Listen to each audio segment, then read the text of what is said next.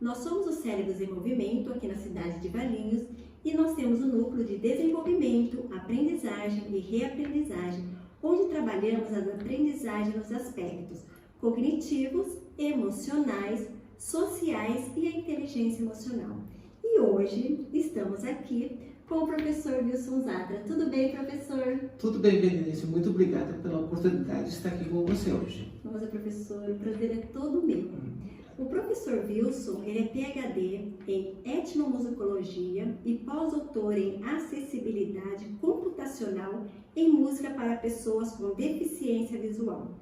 Professor, você sendo um deficiente visual, nos conta como chegou num nível tão aprimorado de estudo. Bom, respondendo a tua pergunta, então, Berenice, eu cheguei até 7 anos de idade. Aos 7 anos eu perdi a visão total. E aí, depois de um período de recuperação, eu comecei a estudar o Braille. Então, professor, o senhor aprendeu na reglete. Na reglete. As pessoas você verem tem isso, que é a escrita manual. Aí uma professora que vinha dar aula para mim na minha casa. Então você foi alfabetizado na sua casa, depois que você perdeu a visão, você foi alfabetizado na sua casa? Sim, porque naquela época em Caxias do Sul, a cidade onde eu nasci, Rio Grande do Sul, não tinha escola para cegos. Então eu me tornei o primeiro aluno cego de Caxias do Sul. Por isso que o aprendizado foi feito em casa, depois eu fui para uma escola regular, chamada escola regular, né? Fiquei um ano numa escola estadual perto da minha casa, depois de um tempo, no ano seguinte eu fui para uma escola particular, onde foi comprada uma vaga e onde eu completei, fiz todo o meu ensino fundamental e ensino médio. Então, seu primeiro acesso foi uma escola pública, depois você foi para uma escola particular.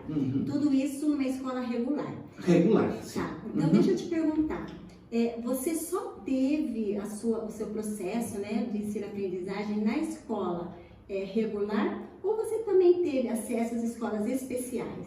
Eu tive acesso à escola especial. Eu precisei, né, que eu tive acesso, eu precisei. Aí essa escola era em Porto Alegre, Centro Luiz Braille. Então, uma vez, a partir do meu 5º ano do ensino fundamental, eu ia uma vez por semana a Porto Alegre, onde é o que seria hoje em dia o AEE, mas era individualizado, né? O ensino, onde eu estudei o Soroban, que é tipo o ábaco, né? Locomoção, andar com a bengala, e muitas coisas que, no caso, na escola regular não teria.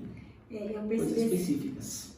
Tá, porque assim, eu percebi que, por exemplo, a matemática você aprendeu na escola especial, né? Você teve, na verdade, o maior aprendizado da matemática na escola especial, foi isso? Sim, por causa do Soroban, que é como te falei, uma espécie de um ábaco.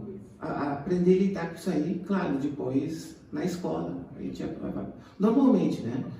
Toda essa parte de raiz, polinômios, geometria, tudo.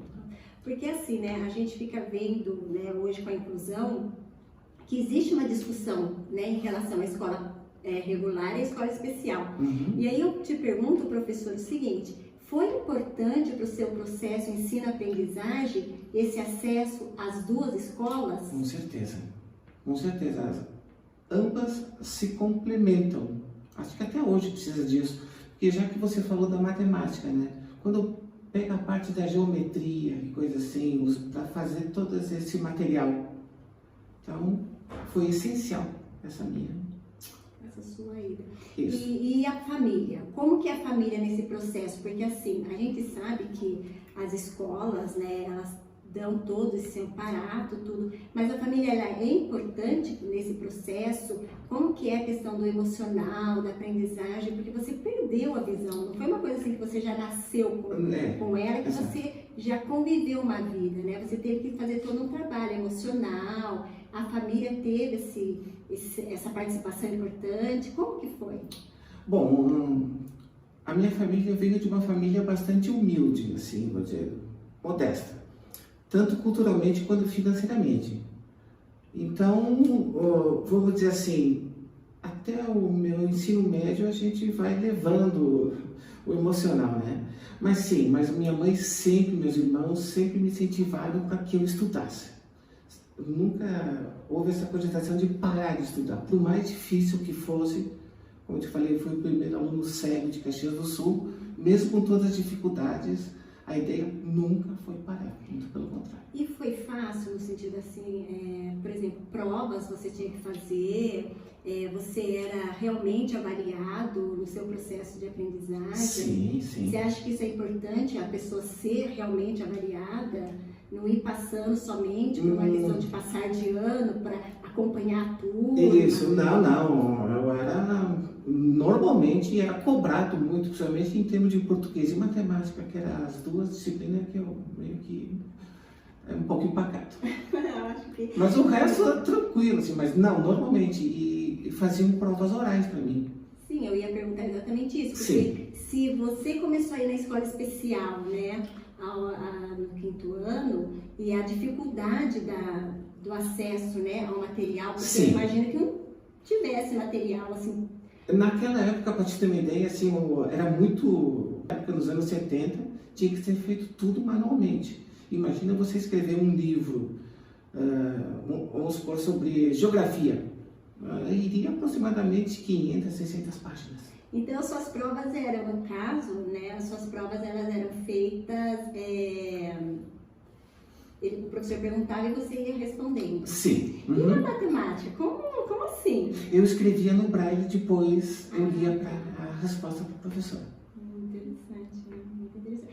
Então, assim, você teve que aprender muita coisa, né, ao mesmo tempo em paralelo, porque além de você aprender, né, as disciplinas, você ainda tinha que se enturmar com a situação. Sim, exatamente. Por exemplo, nessa época foi chamada a época da integração, tá? Hoje em dia a gente fala da época da inclusão, onde diz que tudo está pronto, que o aluno a escola está pronta para receber o aluno. Mas eu digo o seguinte, nós temos que ser protagonistas do nosso próprio progresso. Ou seja, você tem que se adaptar ao que os professores estão... É possível fazer numa escola e o que é possível você fazer, você tem que fazer. Entendi. E professora, isso só foi até o ensino médio, né? Nessa escola particular, com o amparato da escola especial, isso, né? E me fala uma coisa, a gente tem um violão aqui, fala pra mim assim, qual que é a importância da música na sua vida? A música sempre foi importante para mim. Antes de eu perder a visão, eu adorava música, sempre foi uma coisa, foi um sonho, né? E depois que eu perdi a visão, foi uma coisa assim, foi um meio de eu me integrar às pessoas. Então, desde que eu tinha meus 8, 9 anos, eu já comecei a estudar música, o acordeon, depois passei para o violão, e foi exatamente pelo violão, através do violão, que eu dirigi a minha vida, né? Porque logo depois do ensino médio eu fui a Porto Alegre. Peraí, professor, calma lá. Calma aí que nós vamos chegar aí. Ok. Né?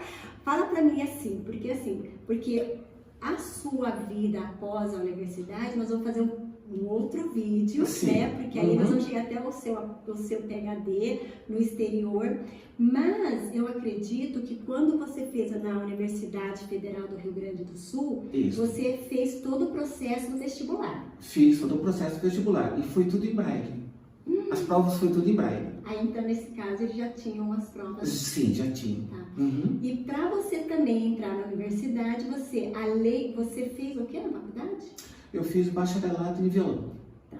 Então assim, para você entrar na faculdade, além de você passar pelo processo, né, do vestibular, você ainda teve que fazer uma prova específica. Sim, que chama de prova de habilidade, né?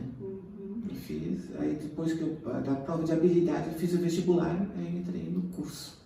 Tá, então assim, esse é o nosso primeiro vídeo que nós estamos fazendo aqui para contar um pouquinho para vocês sobre a história do professor Wilson Zátera, né? E como que a sua deficiência visual não possibilitou de chegar até onde você está hoje, né, professor?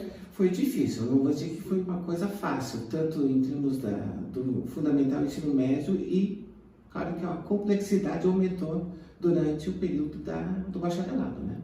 Mas graças a Deus a gente chegou a um bom ponto. E para mim, professor, é um privilégio estar aqui com o senhor, você Obrigado. receber meu convite, você fazer parte do Núcleo Cérebro Desenvolvimento, que a gente Sim, discute isso é um muito, prazer para mim também. porque a gente discute muito essas questões cognitivas, emocionais, né? E Sim. a gente sabe da importância disso no processo ensino-aprendizagem, Com certeza. né? Então, assim, para mim é uma honra. No nosso próximo vídeo, nós vamos estar falando, então, como que foi, né, o seu andar, seu caminhar, né, da universidade até a pós-graduação, até o pós-doc e o nosso encontro aqui no Cérebros em Movimento. Professor, muito obrigada. Obrigado, Berenice. É um prazer. Obrigada e até mais. A vida se abrirá num feroz carrossel.